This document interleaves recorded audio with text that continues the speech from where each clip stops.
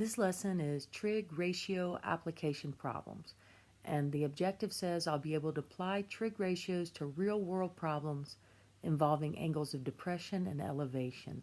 So basically these are just word problems where we will use sine, cosine, and tangent to solve. And they've put the definitions here for you. They put the sine of x. This book uses that, but it's usually more like the sine of theta, which is a Greek letter, but x will do, is defined as the length of the opposite side divided by the hypotenuse in a right triangle. Cosine of theta is the adjacent divided by the hypotenuse, and the tangent of theta is the opposite side divided by the adjacent. And x here, or theta, is used to represent the angle measure in a right triangle, and it's one of the acute angles. It is not the right angle. Very important, make sure your calculator is in degree mode. And I forgot to bring home a calculator, so I'm actually going to be using the trig tables here. But if you have a calculator, I would use that instead of the tables. Okay, so let's look at, we've mentioned this before, angles of elevation and depression. So here's an angle of elevation. The angle of elevation of an object as seen by an observer's eye, it's the angle between the horizontal line and the line from the object to the observer's eye. Okay, basically, angles of elevation are going to be inside your triangle. You're going to be looking up at something, and it's this angle here between the horizon or the horizontal here and looking up. Whereas the angle of depression, if the object is below the level of the observer, okay, then the angle between the horizontal and the observer's line of sight. So here's your eye, you're looking this way, and it is going down here. So it's here. So usually in a problem, if you're looking down at something, your triangle is going to be right here. And so this angle, whatever that angle is, this would be the angle of depression, and say that this was 35 degrees, well, this forms a right angle right here, and so it's 90 minus 35, and so the angle inside the triangle would be 55 degrees, and these are all right triangles, okay? So angle of elevation inside the triangle, angle of depression is going to be outside the triangle. All right, let's look at some problems. Well, the first one, they don't give us a word problem. They're just reminding us how to set this up. You're going to need an equation, and then you're going to solve. Find the value of x using trig ratios. Okay, this one here, this one's kind of interesting because this happens to be a 30, 60, 90 triangle. So we actually can do this with our special rights.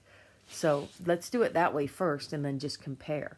Across from 30 is x, across from 90 is 2x, across from 60, this would have to be 60, is x times the square root of 3. So if 2x is equal to 12, divide by 2 and x is equal to 6, right? Okay, so we know that. Well, let's use a trig function and see if we get 6.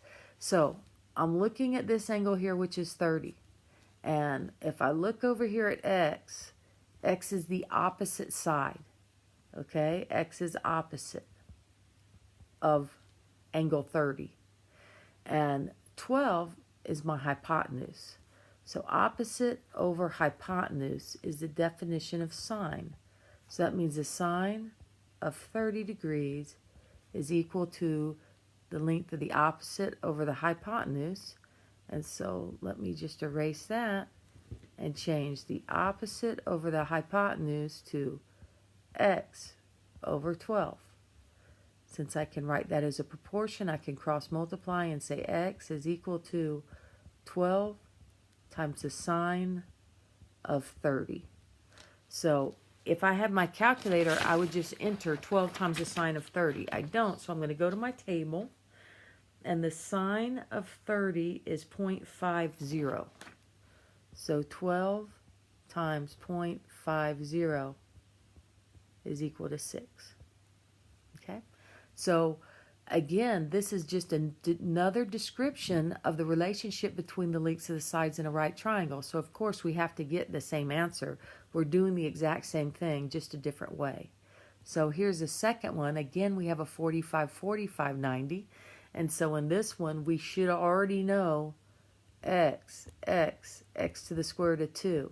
So x has to be 12. Well, let's set up a trig ratio and see that. If I'm using this 45-degree angle and I look across here, that is opposite.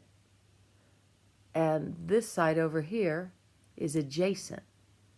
So the tangent uses opposite and adjacent. So the tangent of 45 is equal to x over 12. Cross multiply and I get x equals to 12 times the tangent of 45. And I go to my table and I look up the tangent of 45 degrees is 1. So x equals 12 times 1, which is 12. All right, so now let's go to example 2. Mr. Smith is flying his single-engine plane at an altitude of 1,800 feet. There's a mistake here. This says 1,800 and this says 2,400. Let's just change this to 1,800. Okay. He sees a cornfield at an angle of depression of 40 degrees. All right, and then the question is, we want to know his horizontal distance. Okay, so we want to know how far it is from here to here. Okay, there's our question mark. We can call it x. Okay, so we need an angle inside our right triangle, one of the acute angles. Well, the angle of depression is 40. Since this would be a 90-degree angle, 90 minus 40 is 50. Okay, so now I have an angle of depression that gives me an angle inside the triangle of 50. So if I'm looking at 50, this is my opposite side, and 1,800 is my adjacent side. So that's tangent.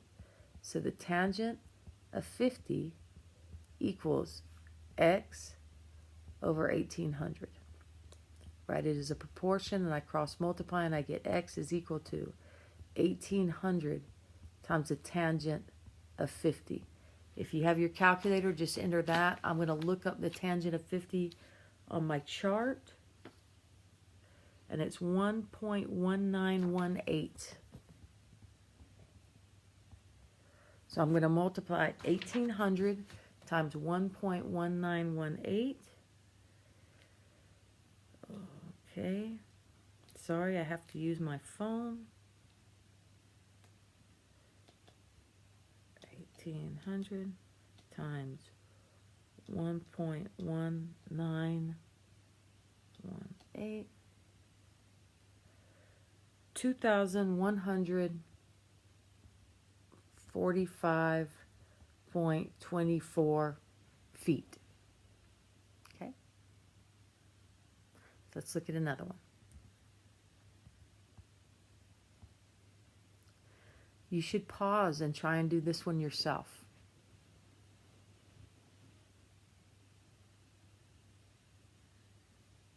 Okay, I hope you did pause, but a camper is walking on a path horizontally, which is always, on the ground here, directly toward a 50-foot tall fire observation tower. The angle of elevation is 40. How far is he from the tower? So basically we want to know this right here. Okay, different ways we can do this. If we can keep x in our numerator, we save a step and we don't have to do the division. So I might go ahead and find this angle right here. But you don't have to. But 90 minus 40, I know that's going to be 50. So let me write it up both ways. So if I'm using my 50-degree angle, x is opposite and 50 is adjacent. So this would be the tangent of 50 equals x over 50. Now if I did it the other way, if I use let me use a different color. If I use this angle, opposite is 50 and x is adjacent. So that would be the tangent of 40 equals 50 over x. So this, in the first one, we'll go back to the first one. When I cross multiply, I get x is equal to 50 times the tangent of 50. So I'm just going to multiply there. In the second one, if you do it this way, when you cross multiply, you get 50 is equal to x times the tangent of 40. So then you have to divide both sides by the tangent of 40. That's going to be 1, so I can cross it out. So this becomes 50 divided by the tangent of 40. Okay? Either way, you're going to get the same answer, but let me go to my table. We'll do the, let's see, the tangent of 50 is 1.1918. Sound familiar?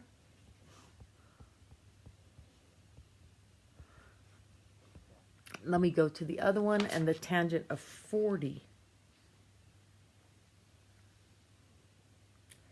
0.8391. So over here, I'm going to do 50 divided by 0.8391, and over here I'm going to multiply. So let's do that.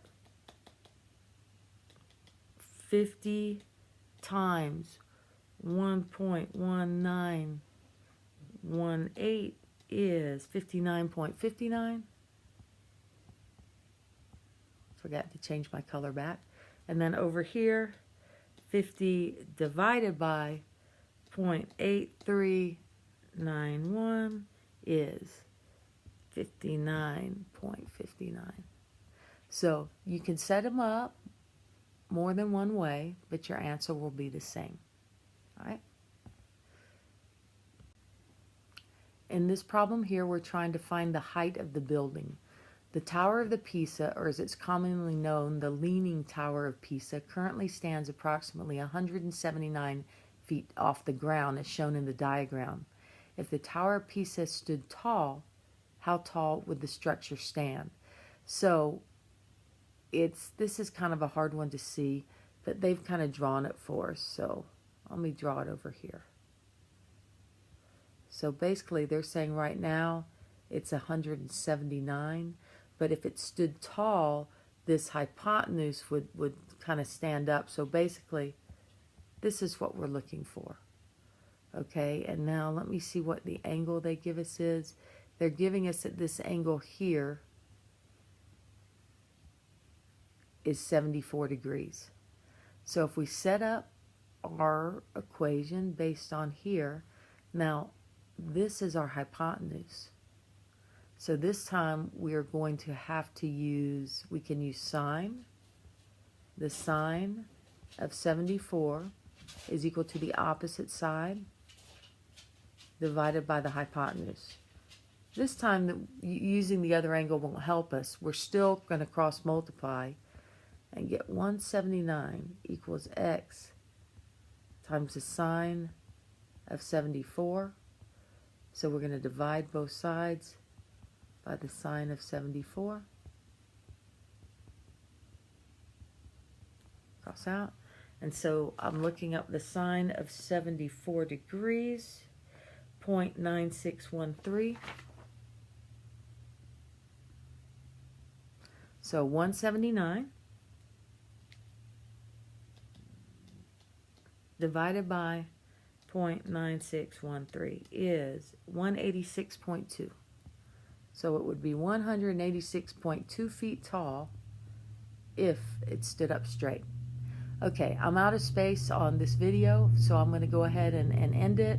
I'll put a second one on. If you need to look at the last couple examples, please watch the second video. Thank you.